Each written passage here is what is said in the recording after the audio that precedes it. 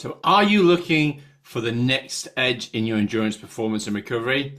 Well, you've probably heard the buzz about ketone esters, but the question is, do they really work? So in this video, we're going to be deep diving into the science and the real world application of ketone esters for athletes. With all these things, of course, the devil is in the detail. And if you are a ketone user, you're definitely going to want to learn how to get the most bang for your buck for your performance and recovery. So if you're training for the next Ironman, you're just grinding through a training camp, or you're looking to recover faster, you're not going to want to miss this one. So let's break it all down.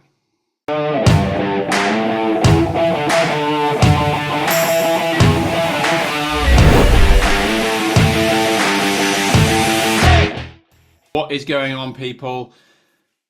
This is all about ketones, and I have been a big time ketone user for a very, very long time. And yes, even back in 2018, when I broke that Kona age group course record, I did actually have ketones in my bottle. So you can say I was a pretty early adopter of ketones. And back then in my down tube, I remember I had 60 grams of carbs and a ketone precursor, actually not a ketone ester, which was a 1,3-butane diol. And yeah, so we're going to get into the emerging science behind ketones, because I know it's pretty much a kind of a bit of a misunderstood and not really well known area.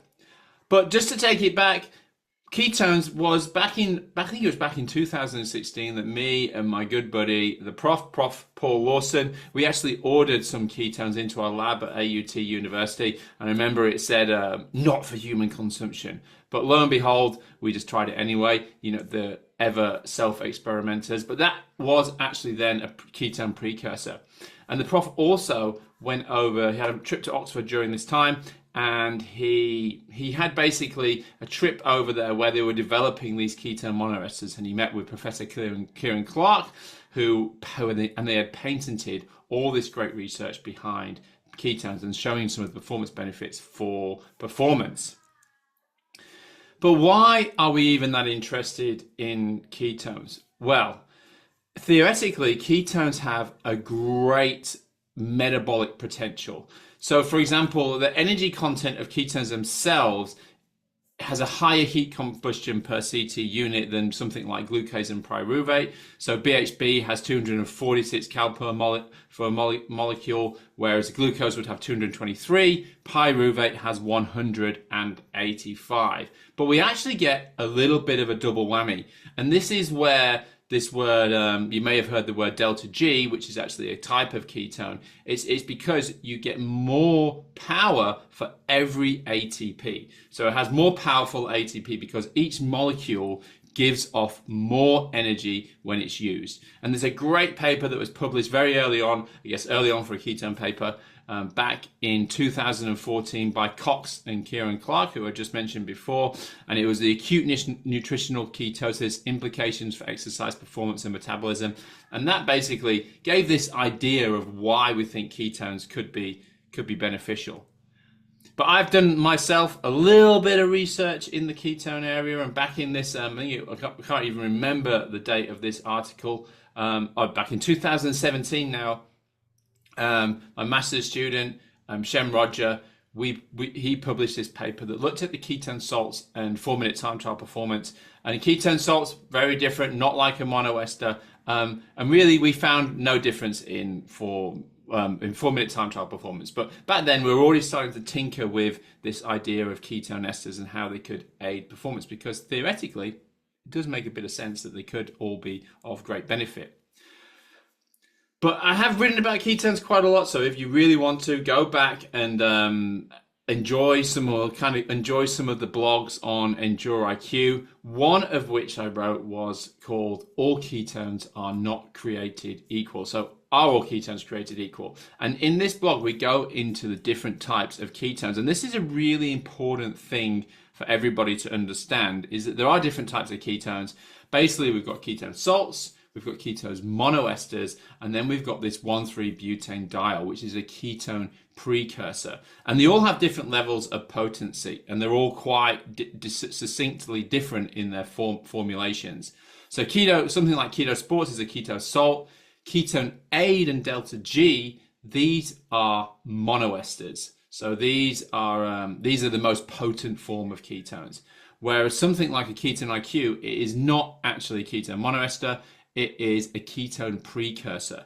Just like you would see from MCT, so medium chain triglycerides, for example. Many will maybe have heard of that, which is a type of fat that can be easily transformed into ketones. This is also known as a ketone precursor. So you'll be talking, you see quite modest effects when we see rises in blood ketones in the blood. We see quite modest effects with the ketone precursors, but these monoesters really are very potent.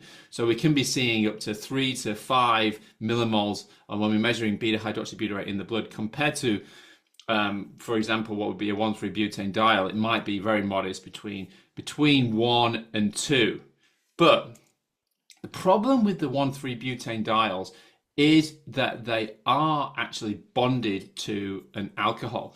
And I remember that when we had a PhD student who was at AUT University, I was an author on this paper. We looked at the effects of 1,3-butane-diol on cycling time trial performance, so not a ketone ester.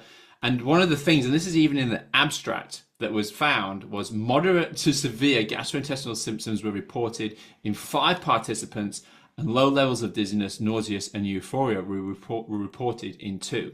And the reason is that when we're trying to get the ketones to certain levels, you can actually become relatively drunk because there's a relatively high alcohol content that can slightly elevate the blood alcohol levels. And if you're really trying to push up the levels to 1, 2, people can actually start feeling drunk. And we found this in our own research.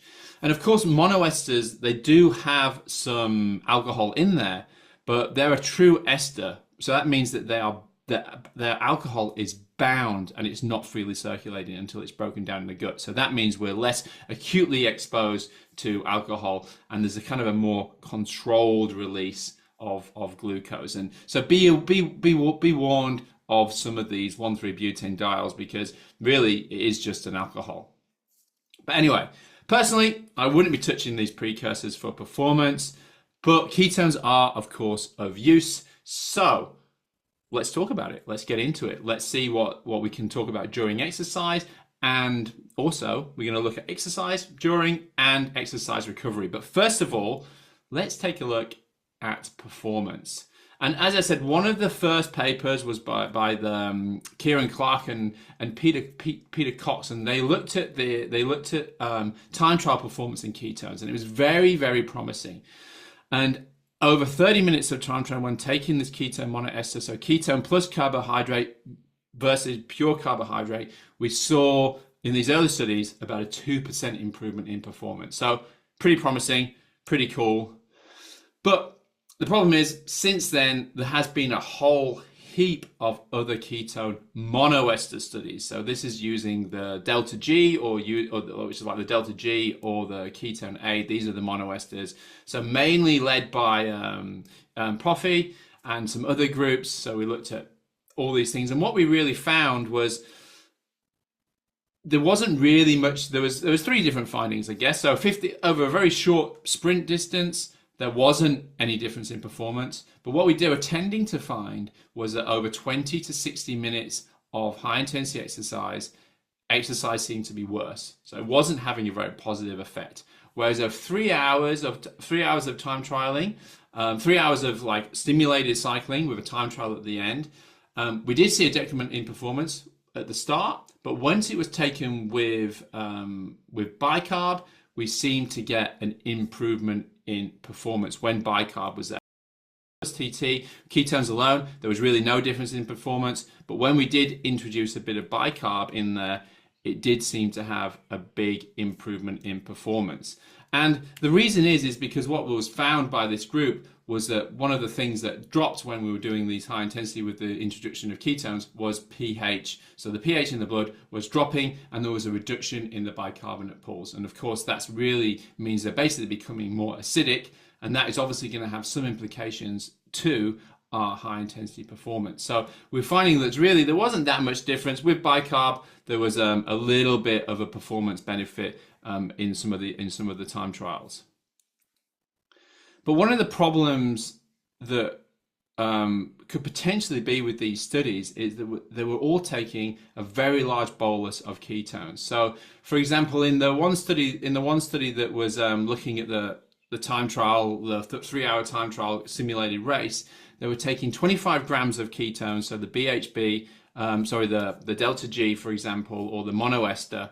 They were taking 25, 20, and 20 grams at 60, 20, and 30 minutes of the race. And it can be anywhere between 3 and 5.2 during that first half of the race, which is actually really, really high. And in my own research and my own talks with this man, Professor Dom D'Agostino, who is one of the lead researchers in ketones, he was saying that what happens is if the blood BHB levels, they rise too quickly, particularly with large boluses of ketone esters, it can stimulate an insulin response. And what that means is that if blood ketones, they rapidly rise from say 1 to 3 really quickly, it triggers an insulin release. And because of this, the insulin release will then facilitate glucose disposal and potentially cause a drop in blood glucose. And then we get this real drop in blood glucose, which makes us feel pretty crappy. And I published a blog a very long time ago now that was data from me and Terenzo Bazone when we were out training, and we found this very, very same thing. So as a result, if you take ketones and you take a large bolus of them, and your blood ketone levels, your BHB rises too quickly, then you will become hyperketonic and hyperglycemic because glucose was driven down by insulin. So that can lead to headaches, feeling off, and therefore, of course, a reduction in performance, because what we know is the maintenance of blood glucose is really, really important. And what Dom suggests is therefore that we want to probably keep our ketones between 1 and 2 seems to be the optimal range for having the biggest performance benefit. So when you ingest a pure ketone ester, that rapid spike in BHB makes you feel uncomfortable, but it can be mitigated with the introduction of potentially MCTs into the mix. So just that simple modification. So if you add MCT, you add also salts, because that buffers some of the acidity that we talked about before with the pH dropping and the bicarb. You're flattening the curve of how rapidly your BHB goes up in the blood and making it longer lasting. And that simple shifts the pharmacokinetic curve to the right, and therefore it can enhance your performance. So, practically, if you are going to take these ketones, you want to consider taking it with carbohydrates, stacking it with MCT, and also making sure that you're putting in some sort of electrolytes at the same time. So, what was really funny about this is when I actually interviewed Dom, with the salts, you're buffering the acidic load, and the addition of salts can help with some of these the minerals. They basically act as buffers. So when I was doing Ironman California, for example, I had this very mixture in my bottle because I was mixing the Delta G Tactical, which is 25 grams of ketone monoester, with 60 grams. So 2 serves, of the zone 4 from S Fuels, and that contains electrolytes and it contains MCTs, and I was putting it with the monoester. So just by default, I had this perfect mix in my bottle that was this ultimate fuel that was that ended up serving me pretty well on that day. And who knows if that was the reason, but I think it definitely may have helped. Another thing that we do need to consider, we've talked about some of those performance things. There has been some great research that shows that the addition of ketones can really improve your cognition and improve your reaction time, particularly over the ultra distance runners. This is really important for anyone who's doing these ultra distance races, which would include Ironman, because basically having clear mental clarity, having a straight thinking mind can be really, really important and just make you feel good with your decision making of when you're taking your feeding, making sure you're not over pacing. It's actually really, really important, and it has been shown to have a great benefit when you take ketones in terms of dopamine concentrations and increasing mental alertness. And another study which was done by the same group, it showed that it suppresses your need to go to the toilet as well, which I think in an Ironman standpoint can also be very beneficial, because if you don't need to go to the toilet so much, that is also a benefit when you're taking in a lot of fluids during the racing.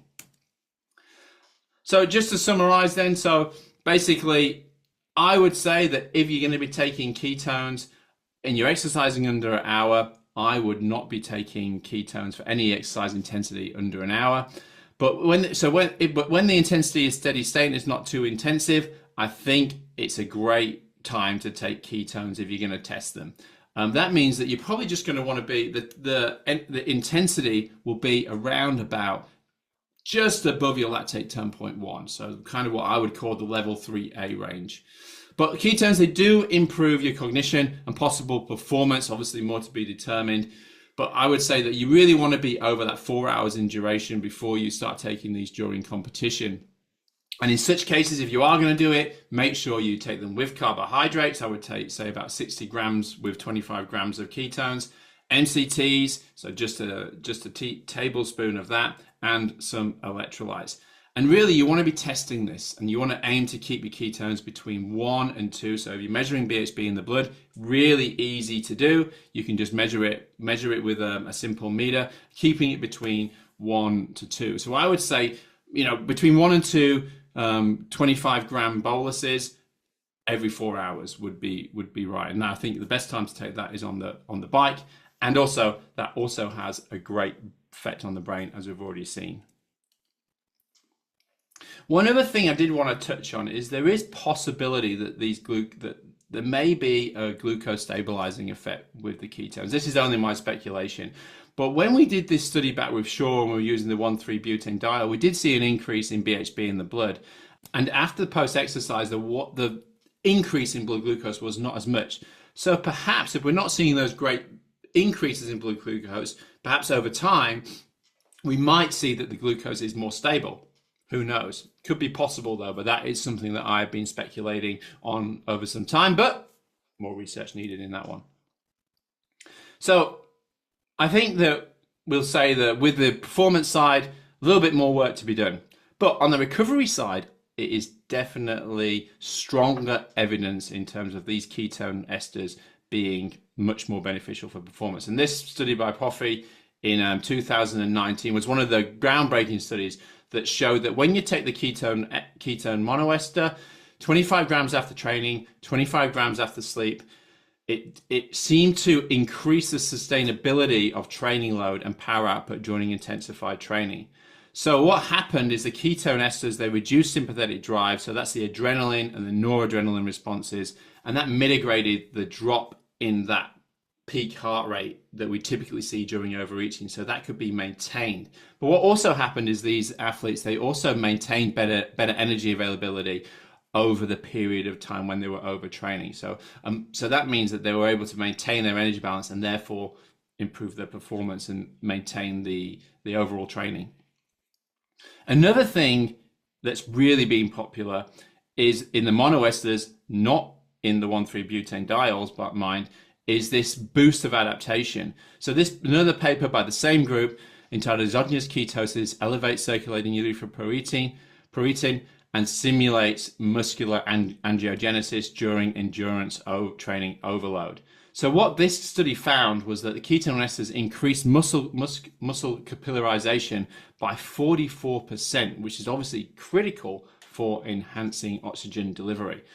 And it also increased the angiogenesis, so that's kind of the capillarization of the cells, also really important. And a real big one that everyone got hold of in the research space was that it increased the EPO by 26%. So the circulating EPO increased by 26%, which is a pretty large amount. And again, same thing, was that taking 25 grams after training, 25 grams before bed. And then the last thing that they did was they also improved sleep. So same study, different finding, but the ketone ester ingestion post-exercise, it increased the total sleep time by 17 minutes, and also it helped the sleep efficiency by 3%. So again, a massive booster, and it also it restored the REM sleep, and it reduced the wakefulness after sleep onset as well. So, you know, 3 big things basically overall improve sleep when taking these ketones, which is really, really important, because this was done, well, especially if you're doing a very high intensity workout, for example, you generally just can't sleep. So this could be a perfect time that it could really work.